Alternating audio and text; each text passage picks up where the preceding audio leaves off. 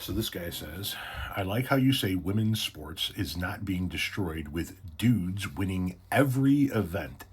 That's your opinion. That is, by the way, proven wrong, dot, dot, dot, dot. Doesn't make it right. Nice drag queen. I don't know what nice drag queen means, but somebody asked him about dudes winning every event. The commenter says, show us where it's been proven wrong. What all 12 in college sports, none in high school.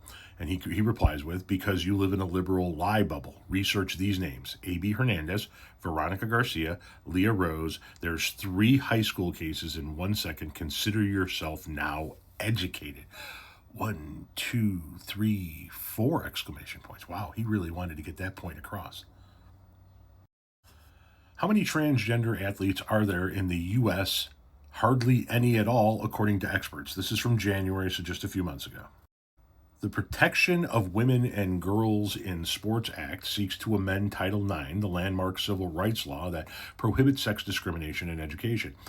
It would ban schools receiving federal funding from allowing transgender girls and women to compete in sports designated for women or girls. The legislation, which Republicans have championed as a defense of women's sports, comes in the wake of a heated election cycle where transgender rights became a frequent target of the party. In the run-up to the election in November, blah, blah, blah, blah, blah. Then after Trump won the election, the president vowed to make ending what he called transgender lunacy, blah, blah, blah, blah, blah. I will sign an executive order, blah, blah, blah, blah.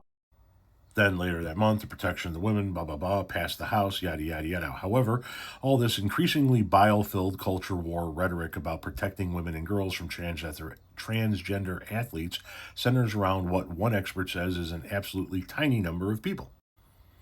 So, how many transgender student athletes are there? Only 5 in 2023, anyway, according to a report published by Williams Institute, a think tank at UCLA's law school in 2022. Out of an estimated 332 million people living in the U.S., 1.3 million adults and 300,000 young people ages 13 to 17 identify as transgender, equaling half a percent and 1.4% of the population, respectively. In May of 2023, Newsweek interviewed researcher and medical physicist Joanna Harper and asked her to estimate the number of transgender athletes competing in U.S. sports. While we don't know the exact number of trans women competing in NCAA sports, I would be very surprised if it were more than 100 of them in the women's category, Harper replied. That number gets smaller when you go into middle and high school. An ACLU spokesperson for ACLU who told Newsweek that Save Women's Sports, a leading voice in the bid to ban transgender athletes from competing in girls' sports. Remember, this is the group that wants them banned, not some biased group that wants to make up a number to make it look like it's low. A group that is advocating to ban these people from competing